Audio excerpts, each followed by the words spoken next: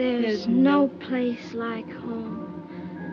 There's no place like home. Welcome to Watch Mojo, and today we're counting down our picks for the biggest box office fails that turned into the most beloved crowd pleasers. You just drank half and half, baby. Freeze! Vegan police! Vegan police! Number 10, Heathers. My sax and some Bach. How very.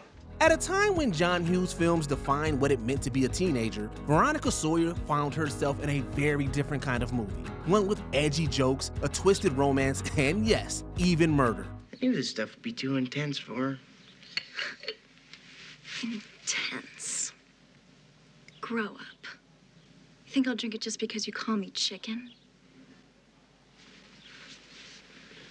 Heathers upended every genre convention imaginable and did it all with a smile. But sadly, the reason it's beloved to this day is also why it failed to connect with audiences. It was too ahead of its time, and viewers weren't sure what to make of a genre-bending black comedy masquerading as a teen drama. Thankfully, a popular run on home video turned Heathers into the generational hit we all know and love. How very.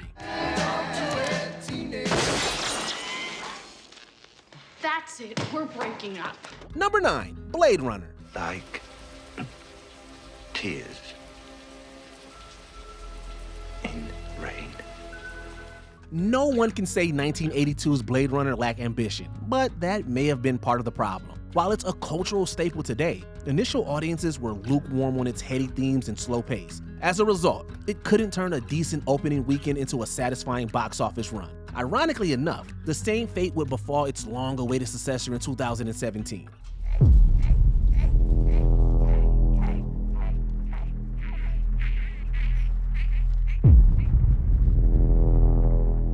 The Blade Runner franchise might just be cursed or something. Then again, some critics blame the original film's performance on its competitive release date. Its June debut put it up against other sci-fi films like Star Trek II, E.T., and The Thing. Speaking of... It's too bad she won't live.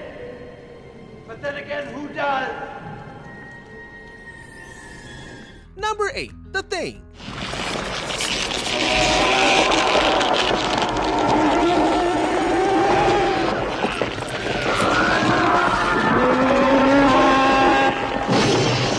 In the middle of his rise to the king of horror, a new scary movie from John Carpenter was actually seen as a gamble with general audiences. In this case, it's a gamble that didn't pay off. For starters, there's the aforementioned release date, which dropped The Thing in a summer full of other sci-fi flicks.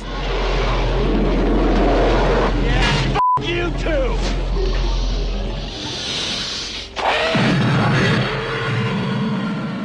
To make matters worse, reviews weren't exactly glowing, with most contemporary critics finding The Thing overly gross, cynical, and bleak. Not exactly the summer escapism viewers were looking for. At the very least, home video came to rescue yet again, with modern audiences reevaluating The Thing as a landmark for the horror genre. If you're worried about me, If we've got any surprises for each other, I don't think we're in much shape to do anything about it. Number 7, Willy Wonka and the Chocolate Factory. Hey, you've got it! You've got the last golden ticket! The kids found the last golden ticket! Hold it up, Sonny, so we can see! Who doesn't want to visit a world of chocolate, wonder, and pure imagination? The answer is, apparently, kids in the early 70s, despite highly positive reactions and Gene Wilder doing what Gene Wilder does best. Wonka's Chocolate Factory didn't fill as many theater seats as expected. Come with me, and you'll be in a world of pure imagination. To be fair, it wasn't a complete bomb, and audiences were quick to realize their mistake. It didn't take long for Willy Wonka to become an enduring favorite on TV and VHS. Like a good chocolate bar, people just kept coming back for more. A remake, musical, and prequel later, it's safe to say Wonka's decade-spanning legacy is as sweet as it comes. You lose! Good day, sir! You're a crook. Number 6, Scott Pilgrim vs. the World. Is Scott here? You know what? He just left.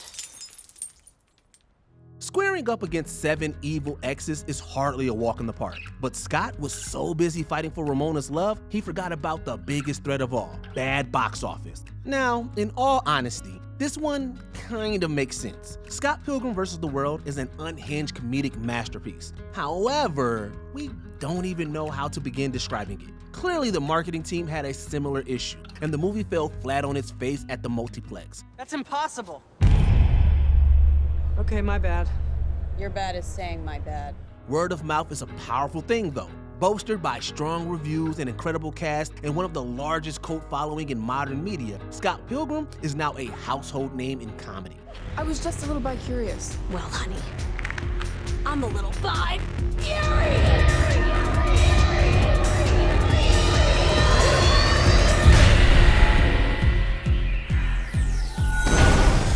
Number 5, The Iron Giant. Pick me up, okay?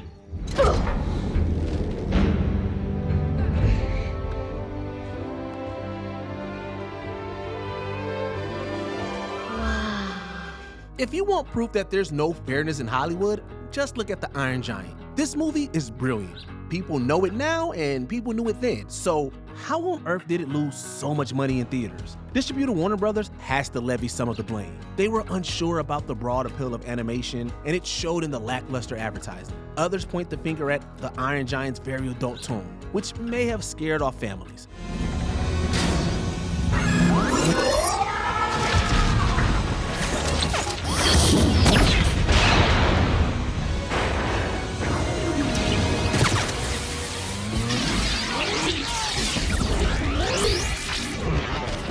Either way, the fact of the matter is the film barely earned back half of its $50 million budget in theaters. The Iron Giant deserved better.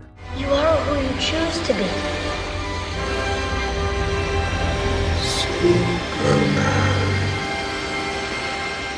Number 4, The Shawshank Redemption. You strike me as a particularly icy and remorseless man, Mr. Dufresne. It chills my blood just to look at you. By the power vested in me by the state of Maine, I hereby order you to serve 2 life sentences back to back. 1 for each of your victims. Just like Andy Dufresne's never found justice, neither did this movie. At least, not at first. Even with 7 Academy Award nominations to its name, The Shawshank Redemption still failed to make a profit during its first theatrical run. The confusing title, lack of female characters, and stiff competition from other adult dramas were definitely factors. But none of that should have mattered when reviews were as good as they were for Shawshank Redemption. Why'd you do it? I didn't, since you asked. You gonna fit right in. Everybody in here is innocent. Did you know that? Hayward, what you in here for? Didn't do it. If there's any solace here, it's that the film proved moderately more successful on re-release and even became the most rented VHS of 1995. It's not quite box office gold, but we'll take it. 500 yards. That's the length of 5 football fields. Just shy of half a mile. Number 3, It's a Wonderful Life. Just remember this, Mr. Potter, that this rabble you're talking about, they do most of the working and paying and living and dying in this community. Well, is it too much to have them work and pay and live and die in a couple of decent rooms and a bath?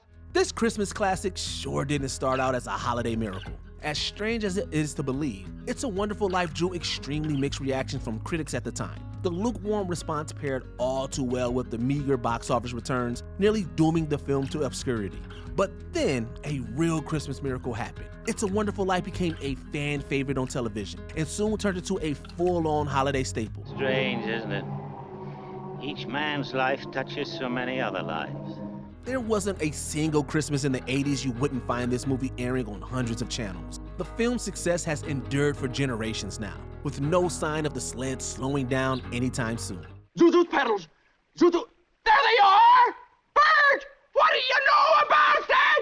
Merry Christmas! Well, Merry Christmas! Merry! Number 2, Citizen Kane.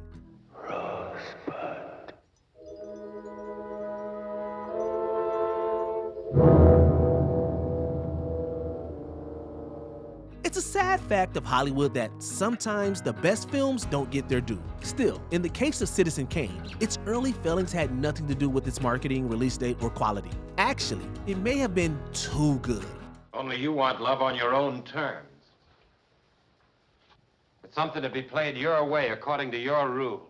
Due to the film's frank portrayal of media tycoons, newspaper publisher William Randolph Hearst had a total vendetta against it. He tried suing the studio, orchestrating smear campaigns, and even outright bribery. Hearst failed to stop the movie's release, but he did successfully bury its debut amid a mountain of controversy. Sadly for him, Citizen Kane endured, with fans and critics later discovering the film in all its glory. Please, Susan. From now on, everything will be exactly the way you want it to be. Not the way I think you want it, but your way. Before we continue, be sure to subscribe to our channel and ring the bell to get notified about our latest videos. You have the option to be notified for occasional videos or all of them. If you're on your phone, make sure you go into your settings and switch on notifications. Number 1. The Wizard of Oz. Toto, I have a feeling we're not in Kansas anymore. As it turns out, going over the rainbow is quite the expensive feat. Dorothy's Technicolor adventures needed to connect big time if the studio wanted to see any of the color green. Unfortunately, even though The Wizard of Oz did reasonably well for itself, it wasn't enough to offset the high production cost. However, it later became a phenomenon on the small screen, so much so that the Library of Congress cites it as the most watched movie in film history. You're off to see the wizard, the wonderful Wizard of Oz. You'll find he is a wizard of whiz, if ever a whiz there was. All those royalties didn't just make The Wizard of Oz an unlikely financial success, it also turned it into one of the most beloved properties ever made. There's no place like home, indeed. Melting! Melting! Oh, what a world! What a world! Who would have thought a good little girl like you could destroy my beautiful wickedness? Ah, look out! Look out! Which of these surprised you the most? Let us know in the comments down below. And don't forget to like and subscribe for more WatchMojo videos.